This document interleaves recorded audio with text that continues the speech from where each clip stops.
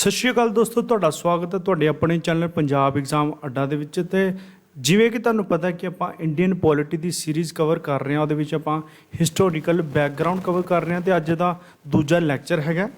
ਤੇ ਜਿਸ ਤਰ੍ਹਾਂ ਕਿ ਮੈਂ ਤੁਹਾਨੂੰ ਪਹਿਲੇ ਵੀ ਦੱਸਿਆ ਸੀਗਾ ਕਿ ਜੇਕਰ ਤੁਸੀਂ ਇੰਡੀਅਨ ਕਨਸਟੀਟਿਊਸ਼ਨ ਨੂੰ ਸਮਝਣਾ ਚਾਹੁੰਦੇ ਹੋ ਤਾਂ ਉਸ ਤੋਂ ਪਹਿਲਾਂ ਸਾਨੂੰ ਹਿਸਟੋਰੀਕਲ ਬੈਕਗਰਾਉਂਡ ਨੂੰ ਜਾਣਨਾ ਵੀ ਜ਼ਰੂਰੀ ਹੈਗਾ, ਕਿਉਂਕਿ ਜਿਹੜੇ ਵੀ ਬ੍ਰਿਟਿਸ਼ ਰੂਲ ਦੇ ਵਿੱਚ ਜਾਂ ਫਿਰ ਕਹਿ ਸਕਦੇ ਹਾਂ ਕੰਪਨੀ ਰੂਲ ਦੇ ਵਿੱਚ ਐਕਟ ਜਾਂ ਰੈਗੂਲੇਸ਼ਨ ਆਏ ਸੀਗੇ, ਉਹਨਾਂ ਵਿੱਚੋਂ ਕੁਝ ਗੱਲਾਂ ਡਾਇਰੈਕਟਲੀ ਜਾਂ ਇਨਡਾਇਰੈਕਟਲੀ ਸਾਡੇ ਕਨਸਟੀਟਿਊਸ਼ਨ 'ਚ ਲਈ ਗਈਆਂ ਹੈਗੀਆਂ।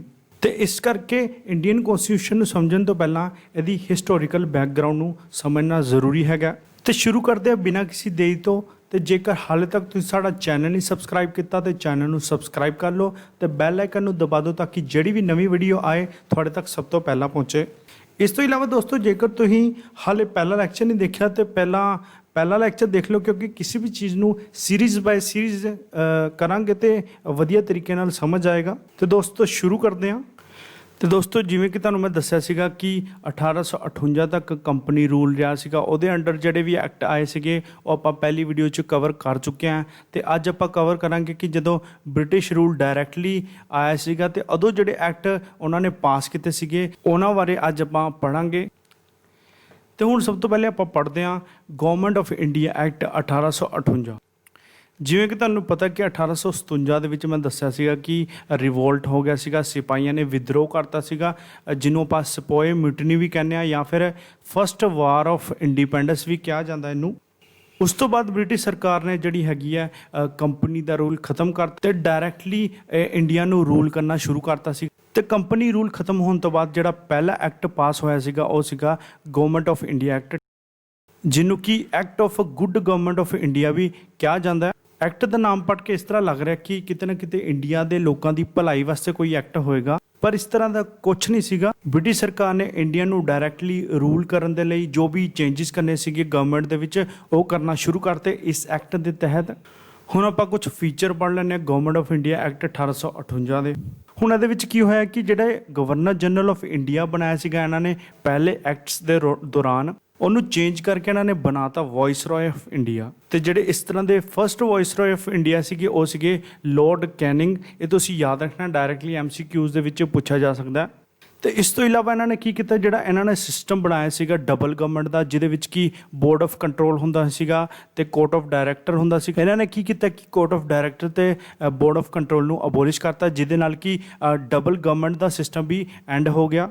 ਇਸ ਤੋਂ ਇਲਾਵਾ ਇਹਦੇ ਵਿੱਚ ਇੱਕ ਨਵਾਂ ਆਫਿਸ ਤਿਆਰ ਕੀਤਾ ਗਿਆ, ਮਤਲਬ ਕਿ ਇੱਕ ਨਵੀਂ ਬੋਡੀ ਤਿਆਰ ਕੀਤੀ ਗਈ ਜਿਹਨੂੰ ਕਹਿੰਦੇ ਸੀਗੇ secretary of state for India, ਜਿਹੜਾ ਕਿ ਪੂਰੇ ਇੰਡੀਆ ਦੇ ਵਿੱਚ ਐਡਮਿਨਿਸਟ੍ਰੇਸ਼ਨ ਨੂੰ ਕੰਟਰੋਲ ਕਰੇਗਾ।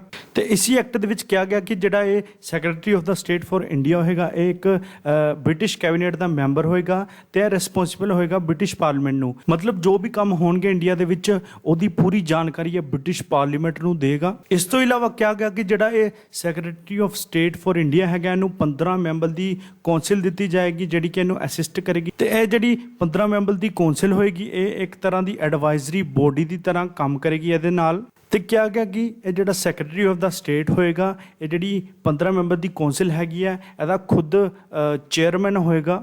ਤੇ ਕਿਹਾ ਗਿਆ ਕਿ ਜਿਹੜਾ ਸੈਕਟਰੀ ਆਫ ਦਾ ਸਟੇਟ ਹੈਗਾ ਇਹ ਕਾਉਂਸਲ ਦੇ ਵਿੱਚ ਰਹਿੰਦੇ ਹੋਏ ਕਿਸੇ ਉੱਤੇ ਵੀ ਕਾਰਵਾਈ ਕਰ ਸਕਦਾ ਜਾਂ ਫਿਰ ਇਹਦੇ ਖੁਦ ਉੱਤੇ ਕਾਰਵਾਈ ਹੋ ਸਕਦੀ ਹੈ, ਨਾ ਕਿ ਇੰਡੀਆ ਦੇ ਵਿੱਚ, ਇੰਗਲੈਂਡ ਦੇ ਵਿੱਚ ਵੀ। ਤੇ ਹੁਣ ਜਿਹੜਾ ਗਵਰਨਮੈਂਟ ਆਫ ਇੰਡੀਆ ਐਕਟ ਹੈਗਾ ਕਿਤੇ ਨਾ ਕਿਤੇ ਇੰਡੀਆ ਦੇ ਵਿੱਚ ਐਡਮਿਨਿਸਟ੍ਰੇਟਿਵ ਬੋਡੀ ਨੂੰ ਠੀਕ ਕਰਨ ਵਾਸਤੇ ਬਣਾਇਆ ਗਿਆ ਸੀਗਾ, ਮਤਲਬ ਐਡਮਿਨਿਸਟ੍ਰੇਟਿਵ ਮਸ਼ੀਨਰੀ ਨੂੰ ਠੀਕ ਕਰਨ ਵਾਸਤੇ ਬਣਾਇਆ ਗਿਆ ਸੀਗਾ ਤਾਂ ਕਿ ਬ੍ਰਿਟਿਸ਼ ਗਵਰਨਮੈਂਟ ਇੰਗਲੈਂਡ ਤੋਂ ਹੀ ਇੰਡੀਅਨ ਗਵਰਨਮੈਂਟ ਨੂੰ ਸੁਪਰਵਾਈਜ਼ ਤੇ ਕੰਟਰੋਲ ਕਰ ਸਕੇ ਚੰਗੀ ਤਰ੍ਹਾਂ ਨਾਲ। ਨੈਕਸਟ, ਇੰਡੀਅਨ ਗਵਰਨਮੈਂਟ ਐਕਟ ਤੋਂ ਬਾਅਦ ਇੰਡੀਅਨ ਕੌਂਸਲ ਐਕਟ ਆਏ 1861, 92 ਤੇ 1909 ਦੇ। 1857 ਦੇ ਵਿਦਰੋਹ ਤੋਂ ਬਾਅਦ ਬ੍ਰਿਟਿਸ਼ ਸਰਕਾਰ ਨੇ ਕੀ ਚਾਹਿਆ ਕਿ ਇੰਡੀਅਨਸ ਦੀ ਜਿਹੜੀ ਕੋਆਪਰੇਸ਼ਨ ਹੈ ਉਹ ਵੀ ਵਧੇ ਉਹਨਾਂ ਦੀ ਕੰਟਰੀ ਦੀ ਐਡਮਿਨਿਸਟ੍ਰੇਸ਼ਨ ਦੇ ਵਿੱਚ। ਤੇ ਉਸੇ ਚੀਜ਼ ਨੂੰ ਲੈ ਕੇ 3 ਐਕਟ ਪਾਸ ਕੀਤੇ ਗਏ ਬ੍ਰਿਟਿਸ਼ ਪਾਰਲੀਮੈਂਟ ਦੁਆਰਾ, ਇੰਡੀਅਨ ਕੌਂਸਲ ਐਕਟ 1861, 92 ਤੇ 1909। ਤੇ ਇਹਨਾਂ ਵਿੱਚੋਂ ਜਿਹੜਾ ਇੰਡੀਅਨ ਕੌਂਸਲ ਐਕਟ 1861 ਹੈਗਾ ਉਹ ਇੱਕ ਇੰਪੋਰਟੈਂਟ ਲੈਂਡਮਾਰਕ ਹੈਗਾ ਇੰਡੀਅਨ ਕੌਂਸਟੀਟਿਊਸ਼ਨ ਦਾ ਤੇ ਇੰਡੀਆ ਦੀ ਪੋਲੀਟੀਕਲ ਹਿਸਟਰੀ ਦਾ। ਹੁਣ ਸਭ ਤੋਂ ਪਹਿਲੇ ਆਪਾਂ ਦੇਖ ਲੈਂਦੇ ਹਾਂ ਇੰਡੀਅਨ ਕੌਂਸਲ ਐਕਟ 1861 ਨੂੰ। ਹੁਣ ਇਹਦੇ ਵਿੱਚ ਕਿਹਾ ਗਿਆ ਕਿ ਇੰਡੀਅਨਸ ਦੀ ਐਸੋਸੀਏਸ਼ਨ ਨੂੰ ਵਧਾਇਆ ਜਾਏਗਾ ਤੇ ਇਸ ਤੋਂ ਇਲਾਵਾ ਇਹਦੇ ਵਿੱਚ ਹੀ ਕਿਹਾ ਗਿਆ ਕਿ ਜਿਹੜਾ ਵਾਇਸਰੋਏ ਹੋਏਗਾ ਉਹ ਕੁਝ ਇੰਡੀਅਨਸ ਨੂੰ ਨੋਮੀਨੇਟ ਕਰੇਗਾ ਐਜ਼ ਨੌਨ ਆਫੀਸ਼ੀਅਲ ਮੈਂਬਰ ਆਪਣੀ ਕੌਂਸਲ ਦੇ ਵਿੱਚ। ਤੇ ਇਸੀ ਕੜੀ ਦੇ ਵਿੱਚ ਕੀ ਹੋਇਆ ਕਿ 1862 ਦੇ ਵਿੱਚ ਜਿਹੜੇ ਉਸ ਟਾਈਮ ਦੇ ਵਾਇਸਰੋਏ ਸੀਗੇ ਲਾਰਡ ਕੈਨਿੰਗ, ਉਹਨਾਂ ਨੇ ਕੀ ਕੀਤਾ ਕਿ 3 ਇੰਡੀਅਨਸ ਨੂੰ ਨੋਮੀਨੇਟ ਕੀਤਾ ਆਪਣੀ ਲੈਜਿਸਲੇਟਿਵ ਕੌਂਸਲ ਦੇ ਵਿੱਚ, ਜਿਨ੍ਹਾਂ ਦੇ ਵਿੱਚ ਇੱਕ ਸੀਗੇ ਬਨਾਰਸ ਦੇ ਰਾਜਾ, ਪਟਿਆਲਾ ਦੇ ਮਹਾਰਾਜਾ ਤੇ ਸਰ ਦਿਨਕਰ ਰਾਓ। ਹੁਣ ਦੇਖੋ, ਜਿਸ ਤਰ੍ਹਾਂ ਕਿ ਤੁਹਾਨੂੰ ਮੈਂ ਪਹਿਲੇ ਦੱਸਿਆ ਸੀਗਾ, ਜਿਹੜੇ 1857 ਤੋਂ ਪਹਿਲੇ ਐਕਟ ਆਏ ਸੀਗੇ ਉਹਦੇ ਵਿੱਚ ਕੀ ਹੋ ਰਿਹਾ ਸੀਗਾ ਕਿ ਸੈਂਟਰਲਾਈਜੇਸ਼ਨ ਕੀਤੀ ਜਾਣੀ ਹੈ, ਕਿ ਪੂਰੀ ਕੰਟਰੀ ਨੂੰ ਰੂਲ ਕਰਨ ਦੀ ਗੱਲ ਕੀਤੀ ਸੀਗੀ। ਤੇ ਇਸ ਤੋਂ ਇਲਾਵਾ ਜਿਹੜੀ ਪ੍ਰੋਵਿੰਸਿਸ ਸੀਗਾ, ਜਿੱਦਾਂ ਬੰਬੇ ਮਦਰਾਸ ਹੋ ਗਈ, ਉਹਨਾਂ ਦੇ ਜਿਹੜੇ ਗਵਰਨਰ ਸੀਗੇ ਉਹਨਾਂ ਦੀ ਪਾਵਰਾਂ ਘਟਾ ਦਿੱਤੀਆਂ ਗਈਆਂ ਸੀਗੀਆਂ। ਤੁਹਾਨੂੰ ਯਾਦ ਹੋਏ ਤਾਂ ਮੈਂ ਤੁਹਾਨੂੰ ਦੱਸਿਆ ਸੀਗਾ। ਪਰ ਇੰਡੀਅਨ ਕੌਂਸਲ ਐਕਟ ਦੇ ਵਿੱਚ ਕੀ ਹੋਇਆ, ਡੀਸੈਂਟਰਲਾਈਜੇਸ਼ਨ ਕਰਨ ਦੀ ਗੱਲ ਕੀਤੀ ਗਈ ਤੇ ਜਿਹੜੀ ਬੰਬੇ ਤੇ ਮਦਰਾਸ ਦੀ ਪ੍ਰੈਜ਼ੀਡੈਂਸੀ ਸੀਗੀਆਂ ਉਹਨਾਂ ਦੀ ਲੈਜਿਸਲੇਟਿਵ ਪਾਵਰ ਰੀਸਟੋਰ ਕਰਨ ਦੀ ਗੱਲ ਕੀਤੀ ਗਈ, ਮਤਲਬ ਉਹਨਾਂ ਦੀ ਲੈਜਿਸਲੇਟਿਵ ਪਾਵਰ ਵਾਪਸ ਦੇਣ ਦੀ ਗੱਲ ਕੀਤੀ ਗਈ। ਤੇ ਇਸ ਤੋਂ ਇਲਾਵਾ ਕੁਝ ਹੋਰ ਨਵੀਆਂ ਲੈਜਿਸਲੇਟਿਵ ਕੌਂਸਲ ਬਣਾਈਆਂ ਗਈਆਂ ਕੁਝ ਪ੍ਰੋਵਿੰਸਿਸ ਦੇ ਲਈ, ਜਿੱਦਾਂ ਕਿ Bengal, north West frontier provinces ਜਿਹਨੂੰ ਹੁਣ ਖਾਇਬਰ ਪਖਤੂਨ ਕਹਿੰਦੇ, ਜਿਹੜਾ ਕਿ ਪਾਕਿਸਤਾਨ ਦੇ ਵਿੱਚ ਹੈਗਾ, ਤੇ ਪੰਜਾਬ ਦੇ ਲਈ 1862, 66 ਤੇ 97 ਦੇ ਵਿੱਚ। ਹੁਣ ਮੈਂ ਜਿਹੜੀ ਪ੍ਰੋਵਿੰਸਿਸ ਦੀ ਬਾਰ-ਬਾਰ ਗੱਲ ਕਰ ਰਿਹਾ ਹੈ ਕੀ ਚੀਜ਼ ਹੈ, ਜਿਸ ਤਰ੍ਹਾਂ ਕਿ ਅੱਜ ਕੱਲ੍ਹ ਸਟੇਟਸ ਹੁੰਦੀਆਂ, ਜਿਸ ਤਰ੍ਹਾਂ ਪੰਜਾਬ ਹੈਗਾ, ਰਾਜਸਥਾਨ ਹੈਗਾ, ਗੁਜਰਾਤ ਹੈਗਾ, ਉਸ ਤਰ੍ਹਾਂ ਹੀ ਉਸ ਟਾਈਮ ਤੇ ਜਿਹੜੀ ਪ੍ਰੋਵਿੰਸਿਸ ਹੁੰਦੀਆਂ ਸੀਗੀਆਂ। ਤੇ ਜਿਸ ਤਰ੍ਹਾਂ ਕਿ ਅੱਜ ਸਟੇਟ ਦੇ ਵਿੱਚ ਕੌਂਸਲ ਹੁੰਦੀਆਂ ਹੈਗੀਆਂ, ਉਸੇ ਤਰ੍ਹਾਂ ਉਹਨਾਂ ਦੇ ਲਈ ਜਿਹੜੀ ਲੈਜਿਸਲੇਟਿਵ ਕੌਂਸਲ ਬਣਾਈ ਗਈਆਂ ਸੀਗੀਆਂ। ਤੇ ਸੈਂਟਰ ਦੇ ਵਿੱਚ ਵੀ ਅਲੱਗ ਲੈਜਿਸਲੇਟਿਵ ਤੇ ਐਗਜ਼ੀਕਿਊਟਿਵ ਕੌਂਸਲ ਸੀਗੀ, ਜਿਸ ਤਰ੍ਹਾਂ ਕਿ ਆਪਾਂ ਪਿੱਛੇ ਪੜ੍ਹਿਆ। ਤੇ ਇਸ ਤੋਂ ਇਲਾਵਾ ਕੁਝ ਪ੍ਰਿੰਸਲੀ ਸਟੇਟ ਵੀ ਸੀਗੀਆਂ ਜਿਹਦੇ ਉੱਤੇ ਰਾਜਾ ਮਹਾਰਾਜਾ ਰਾਜ ਕਰਦੇ ਸੀਗੇ, ਉਹਦੇ ਬਾਰੇ ਆਪਾਂ ਅੱਗੇ ਜਾ ਕੇ ਪੜਾਂਗੇ। ਫਿਲਹਾਲ ਤੁਸੀਂ ਪ੍ਰੋਵਿੰਸਿਸ ਦਾ ਧਿਆਨ ਰੱਖੋ ਕਿ ਜਿਸ ਤਰ੍ਹਾਂ ਦੀ ਅੱਜ ਸਟੇਟਾਂ ਹੈਗੀਆਂ ਉਸ ਤਰ੍ਹਾਂ ਹੀ ਉਸ ਟਾਈਮ ਤੇ ਪ੍ਰੋਵਿੰਸਿਸ ਸੀਗੀਆਂ। ਤੇ ਇਸ ਤੋਂ ਇਲਾਵਾ ਇਸ ਐਕਟ ਦੇ ਵਿੱਚ ਇੱਕ ਪੋਰਟਫੋਲੀਓ ਸਿਸਟਮ ਲਿਆਂਦਾ ਗਿਆ ਬਾਈ ਲਾਰਡ ਕੈਨਿੰਗ 1859 ਦੇ ਵਿੱਚ। ਇਹਦੇ ਵਿੱਚ ਕੀ ਕਿਹਾ ਗਿਆ ਕਿ ਜਿਹੜੇ ਵਾਇਸਰੋਏ ਦੀ ਕੌਂਸਲ ਦੇ ਮੈਂਬਰ ਹੋਣਗੇ ਉਹਨਾਂ ਨੂੰ ਕਿਤੇ ਨਾ ਕਿਤੇ ਇੱਕ ਜਾਂ ਫਿਰ ਇੱਕ ਤੋਂ ਜ਼ਿਆਦਾ ਡਿਪਾਰਟਮੈਂਟ ਦਾ ਇੰਚਾਰਜ ਬਣਾਇਆ ਜਾਏਗਾ ਤੇ ਉਹਨਾਂ ਨੂੰ ਆਥੋਰਾਈਜ਼ ਕੀਤਾ ਗਿਆ ਕਿ ਉਹ ਕੌਂਸਲ ਦੇ ਬਿਹਾਵ ਤੇ ਜਿਹੜੇ ਆਪਣੇ ਡਿਪਾਰਟਮੈਂਟ ਹੈਗੇ ਆ ਉਹਨਾਂ ਦੇ ਰਿਗਾਰਡਿੰਗ ਕੋਈ ਵੀ ਡਿਸੀਜਨ ਲੈ ਸਕਦੇ ਆ। ਤੇ ਇਸ ਤੋਂ ਇਲਾਵਾ ਇਸ ਐਕਟ ਦੇ ਅੰਤਰਗਤ ਵਾਇਸਰੋਏ ਨੂੰ ਇੰਪਾਵਰ ਕੀਤਾ ਗਿਆ ਕਿ ਉਹ ਕੋਈ ਵੀ ਆਰਡੀਨੈਂਸ ਇਸ਼ੂ ਕਰ ਸਕਦਾ ਜੇ ਕਿਸੇ ਤਰ੍ਹਾਂ ਦੀ ਐਮਰਜੈਂਸੀ ਹੈਗੀ ਆ, ਬਿਨਾਂ ਲੈਜਿਸਲੇਟਿਵ ਕੌਂਸਲ ਨਾਲ ਗੱਲਬਾਤ ਕੀਤੇ। ਤੇ ਇਸ ਤਰ੍ਹਾਂ ਦੇ ਜਿਹੜੇ ਆਰਡੀਨੈਂਸ ਦੀ ਉਮਰ ਹੋਏਗੀ ਉਹ 6 ਮਹੀਨੇ ਹੋਏਗੀ। ਤੇ ਨੈਕਸਟ ਹੈਗਾ ਇੰਡੀਅਨ ਕੌਂਸਲ ਐਕਟ 1892। ਇਹਦੇ ਵਿੱਚ ਕੀ ਹੋਇਆ ਕਿ ਜਿਹੜਾ ਸੈਂਟਰ ਤੇ ਪ੍ਰੋਵਿੰਸਿਸ ਲੈਵਲ ਤੇ ਜਿਹੜੀ ਲੈਜਿਸਲੇਟਿਵ ਕੌਂਸਲ ਹੈਗੀ ਸੀਗੀ, ਉਹਦੇ ਵਿੱਚ ਜਿਹੜੇ ਨੌਨ ਆਫੀਸ਼ੀਅਲ ਮੈਂਬਰ ਸੀਗੇ ਉਹਨਾਂ ਦੀ ਸੰਖਿਆ ਵਧਾਉਣ ਦੀ ਗੱਲ ਕੀਤੀ ਗਈ ਤੇ ਕਿਹਾ ਗਿਆ ਕਿ ਜਿਹੜੀ ਆਫੀਸ਼ੀਅਲ ਮੈਜੋਰਟੀ ਹੈ ਉਹਨੂੰ ਐਜ਼ ਇਟ ਇਜ਼ ਮੇਨਟੇਨ ਕੀਤਾ ਜਾਏਗਾ। ਇਸ ਤੋਂ ਇਲਾਵਾ ਕਿਹਾ ਗਿਆ ਕਿ ਜਿਹੜੀ ਲੈਜਿਸਲੇਟਿਵ ਕੌਂਸਲ ਦੇ ਜਿਹੜੇ ਫੰਕਸ਼ਨ ਹੈਗੇ ਉਹਨਾਂ ਨੂੰ ਇਨਕਰੀਜ਼ ਕੀਤਾ ਜਾਏਗਾ, ਕਿ ਉਹਨਾਂ ਨੂੰ ਪਾਵਰ ਦਿੱਤੀ ਜਾਏਗੀ ਕਿ ਉਹ ਬਜਟ ਵੀ ਡਿਸਕਸ ਕਰ ਸਕਣ। ਤੇ ਇਸ ਤੋਂ ਇਲਾਵਾ ਡਿਫਰੈਂਟ ਬੋਡੀਜ਼ ਨੂੰ ਪਾਵਰ ਦਿੱਤੀ ਗਈ ਕਿ ਉਹ ਨੋਮੀਨੇਟ ਕਰ ਸਕਦੇ ਨੌਨ ਆਫੀਸ਼ੀਅਲ ਮੈਂਬਰ ਨੂੰ।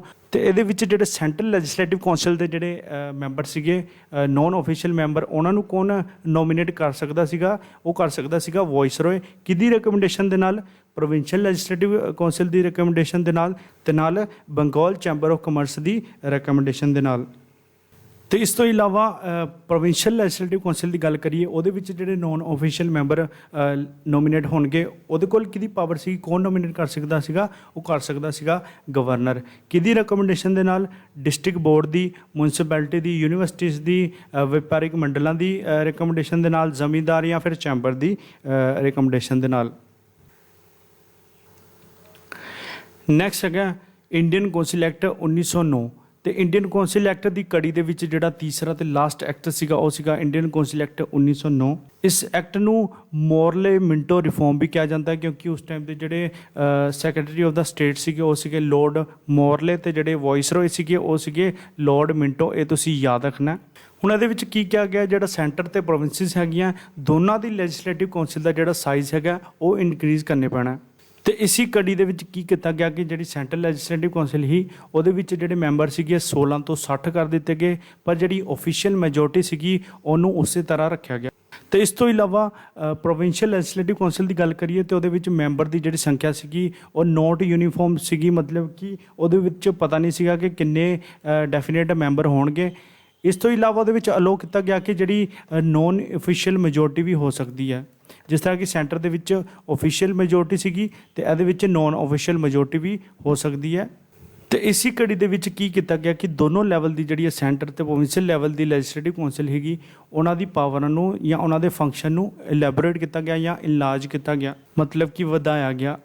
ਤੇ ਹੁਣ ਜਿਸ ਤਰ੍ਹਾਂ ਕਿ ਤੁਹਾਨੂੰ ਪਤਾ ਕਿ ਪਹਿਲੇ ਲੈਜਿਸਲੇਟਿਵ ਕੌਂਸਲ ਦੇ ਵਿੱਚ ਇਕੱਲੀ ਇੰਡੀਅਨਸ ਦੀ ਐਸੋਸੀਏਸ਼ਨ ਨੂੰ ਵਧਾਉਣ ਦੀ ਗੱਲ ਕੀਤੀ ਗਈ ਸੀਗੀ। ਹੁਣ ਇਸ ਐਕਟ ਦੇ ਅੰਤਰਗਤ ਪਹਿਲੀ ਵਾਰੀ ਕੀ ਹੋਇਆ ਕਿ ਇੰਡੀਅਨ ਦੀ ਐਸੋਸੀਏਸ਼ਨ ਨੂੰ ਐਗਜ਼ੀਕਿਊਟਿਵ ਕੌਂਸਲ ਦੇ ਵਿੱਚ ਵੀ ਵਧਾਉਣ ਦੀ ਗੱਲ ਕੀਤੀ ਗਈ, ਚਾਹੇ ਉਹ ਵਾਇਸਰੋਏ ਦੀ ਕੌਂਸਲ ਹੋਏ ਚਾਹੇ ਗਵਰਨਰ ਦੀ ਕੌਂਸਲ ਹੋਏ। ਜਿਸ ਤਰ੍ਹਾਂ ਕਿ ਤੁਹਾਨੂੰ ਪਤਾ ਕਿ ਵਾਇਸਰੋਏ ਜਿਹੜਾ ਹੈਗਾ ਉਹ ਸੈਂਟਰ ਦੇ ਵਿੱਚ ਹੈੱਡ ਹੁੰਦਾ ਸੀਗਾ ਤੇ ਜਿਹੜਾ ਗਵਰਨਰ ਹੈਗਾ ਉਹ ਪ੍ਰੋਵਿੰਸਿਸ ਦੇ ਵਿੱਚ ਹੈੱਡ ਹੁੰਦਾ ਸੀਗਾ।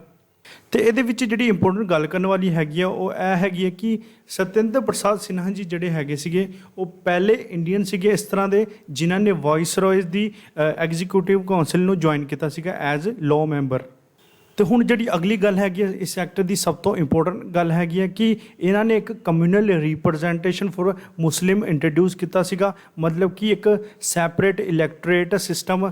ਇਹਦਾ ਕੀ ਮਤਲਬ ਕਿ ਕਮਿਊਨਿਟੀ ਦੇ ਆਧਾਰ ਤੇ ਵੋਟ ਪੈਣੇ ਸ਼ੁਰੂ ਹੋ ਗਏ। ਮਤਲਬ ਜੇਕਰ ਕੋਈ ਮੁਸਲਿਮ ਕਮਿਊਨਿਟੀ ਦਾ ਕੋਈ ਮੈਂਬਰ ਇਲੈਕਸ਼ਨ 'ਚ ਖੜਾ ਤੇ ਉਹਨੂੰ ਇਕੱਲਾ ਮੁਸਲਿਮ ਵੋਟਰ ਹੀ ਵੋਟ ਪਾ ਸਕਦਾ। ਤੇ ਤੁਸੀਂ ਇੱਥੇ ਆਰਾਮ ਨਾਲ ਦੇਖ ਸਕਦੇ ਹੋ ਕਿ ਕਿਸ ਤਰ੍ਹਾਂ ਧਰਮ ਦੇ ਆਧਾਰ ਤੇ ਲੋਕਾਂ ਨੂੰ ਵੰਡਣ ਦੀ ਕੋਸ਼ਿਸ਼ ਕੀਤੀ ਜਾ ਰਹੀ ਸੀਗੀ। ਤੇ ਇਸ ਤੋਂ ਇਲਾਵਾ ਜਿਹੜੇ ਲੋਰਡ ਮਿੰਟੋ ਸੀਗੇ ਉਹਨਾਂ ਨੂੰ ਫਾਦਰ ਆਫ ਕਮਿਊਨਲ ਇਲੈਕਟੋਰੇਟ ਕਿਹਾ ਜਾਂਦਾ ਹੈ। ਤੇ ਇਸ ਕਰਕੇ ਇਹ ਚੀਜ਼ ਵੀ ਇੰਪੋਰਟੈਂਟ ਹੈਗੀ ਹੈ ਕਿ ਤੁਹਾਨੂੰ ਪੁੱਛਿਆ ਜਾ ਸਕਦਾ ਹੈ ਕਿ ਕਮਿਊਨਲ ਰਿਪਰੈਜ਼ੈਂਟੇਸ਼ਨ ਕਿਹੜੇ ਐਕਟ ਵਿੱਚ ਲਾਗੂ ਹੋਈ ਸੀਗੀ ਜਾਂ ਫਿਰ ਫਾਦਰ ਆਫ ਕਮਿਊਨਲ ਇਲੈਕਟੋਰੇਟ ਕਿਹਨੂੰ ਕਿਹਾ ਜਾਂਦਾ ਹੈ। ਠੀਕ ਹੈ, ਇਹ ਚੀਜ਼ਾਂ MCQs ਦੇ ਵਿੱਚ ਪੁੱਛੀਆਂ ਜਾ ਸਕਦੀਆਂ, ਇਸ ਕਰਕੇ ਤੁਸੀਂ ਯਾਦ ਰੱਖਣਾ।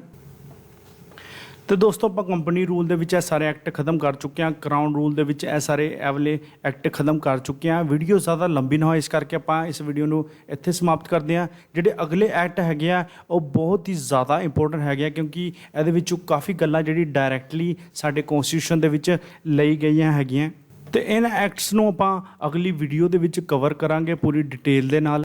ਤੇ ਥੈਂਕ ਯੂ ਦੋਸਤੋ ਅੱਜ ਦੀ ਵੀਡੀਓ ਦੇਖਣ ਦੇ ਲਈ। ਜੇਕਰ ਤੁਹਾਨੂੰ ਪਸੰਦ ਆਏ ਤਾਂ ਪਲੀਜ਼ ਲਾਈਕ ਕਰੋ, ਆਪਣੇ ਦੋਸਤਾਂ ਦੇ ਨਾਲ ਸ਼ੇਅਰ ਕਰੋ। ਜੇਕਰ ਤੁਸੀਂ ਹਾਲੇ ਤੱਕ ਚੈਨਲ ਨੂੰ ਸਬਸਕ੍ਰਾਈਬ ਨਹੀਂ ਕੀਤਾ ਤੇ ਚੈਨਲ ਨੂੰ ਜ਼ਰੂਰ ਸਬਸਕ੍ਰਾਈਬ ਕਰੋ। ਇਸੇ ਤਰ੍ਹਾਂ ਸਾਡੇ ਨਾਲ ਜੁੜੇ ਰਹੋ ਤੇ ਹੋਰ ਵੀ ਬੱਚਿਆਂ ਨੂੰ ਇਸ ਚੈਨਲ ਦੇ ਨਾਲ ਜੋੜਨ ਦੀ ਕੋਸ਼ਿਸ਼ ਕਰੋ। ਤੇ ਦੋਸਤੋ ਜਿੰਨਾ ਹੀ ਤੁਸੀਂ ਲਾਈਕ ਕਰੋਗੇ ਤੇ ਸ਼ੇਅਰ ਕਰੋਗੇ ਸਾਡੇ ਚੈਨਲ ਨੂੰ ਤੇ ਉਨਾ ਹੀ ਸਾਡਾ ਮੋਟੀਵੇਸ਼ਨ ਵਧੇਗਾ ਨੈਕਸਟ ਵਧੀਆ ਵੀਡੀਓ ਬਣਾਉਣ ਦੇ ਲਈ। ਤੇ ਮਿਲਦੇ ਆ ਤੁਹਾਨੂੰ ਇਸੀ ਕੜੀ ਦੇ ਵਿੱਚ ਨੈਕਸਟ ਵੀਡੀਓ ਦੇ ਵਿੱਚ। ਤਦ ਤੱਕ ਲਈ ਥੈਂਕ ਯੂ, ਜੈ ਹਿੰਦ।